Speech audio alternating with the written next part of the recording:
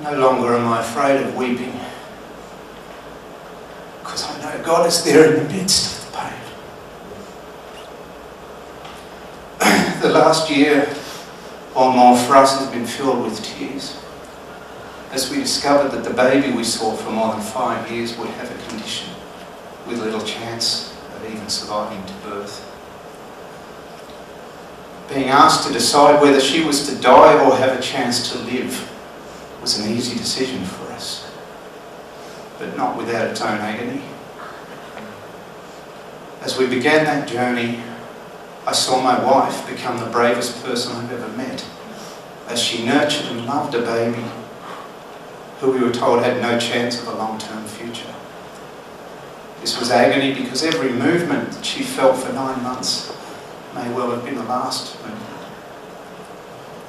But together we deliberately began to understand God's will in our situation and His intention for healing.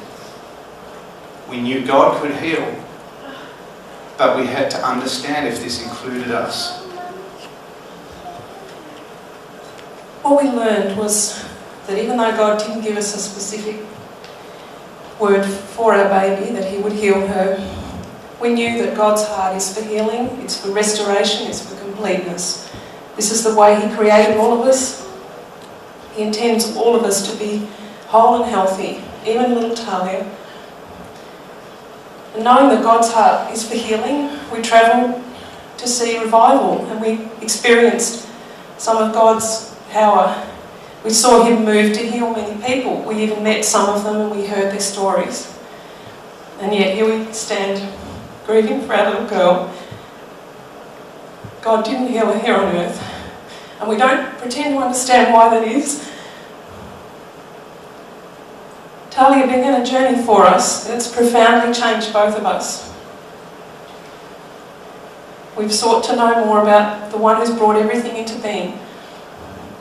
We learned so much about God's heart over this time, and we're more committed than ever to allow God to work through our lives, to save, deliver, and even heal those around us who are broken.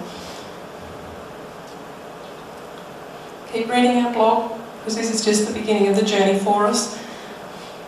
There's so many wonderful people who've been alongside us during this time, our family and our friends, our church. They've been incredible in supporting us with their love and their prayers, and practically. And I don't really know how to begin to express our gratitude for those people and what they've done for us. But we just thank you for the love you've given us and our little girl. She was, of course, incredibly precious and special to us, but it really touches us immensely that she meant so much to so many other people. So Talia, you unlocked something in your mum and dad which can never be locked away again. We were your parents, and we always will be your parents, because you're eternal just as we are. I'll never forget the joy of holding you and loving you with a love that I'd never known before. You were the most beautiful thing we'd ever seen, and looking into your eyes was something we just couldn't stop. Your mum couldn't bear to let go of your little body, and yet we know you're waiting for us, longing as we are for us to be eternally together with Jesus. We struggled so much to let go, but we've given you back to Him to be held in the arms that also hold us, the same arms that are going to use our lives to glorify Him somehow in the days to come. Thank you.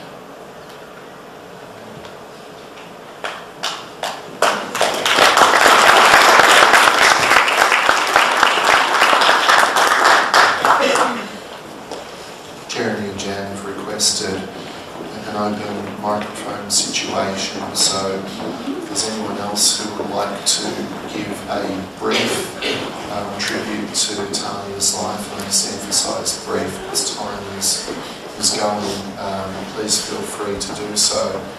Helen is walking around with the microphone there, and we're not going to kind of prolong this unnecessarily. If you'd like to say something, then please just indicate by raising your hand, and Helen will see that and bring the microphone to you.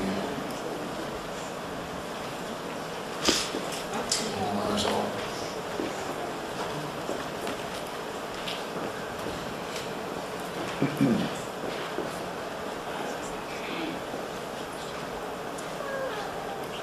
My dear brother and sister, I've learned a lot through life. And one of the things that I learned from the mothers in Indonesia, when I would just visit and see the pictures of their families, and we would ask, how many children do you have?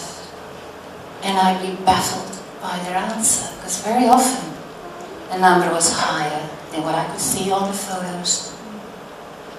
And they would say, for instance, 5. 2 in heaven and 3 still here. They were proclaiming life. And you, Jeremy, are a father still. And Jan, you're a mother. When people ask you, do you have children? You can say, and I pray the day will come soon when you can say, yes, we have a little girl in heaven, and Talia is her name. You're a mum and dad still. Anyone else like to say anything? Okay, we will proceed with our service. And either someone has poured water on my notes, or there's water coming from somewhere else, because I can't quite see my notes at the moment, so I suspect I know where it's coming from. Sheridan is going to sing a very beautiful song again at Jeremy and Jan's request. The words of this song are quite profound, and I would ask you to reflect upon them as Sheridan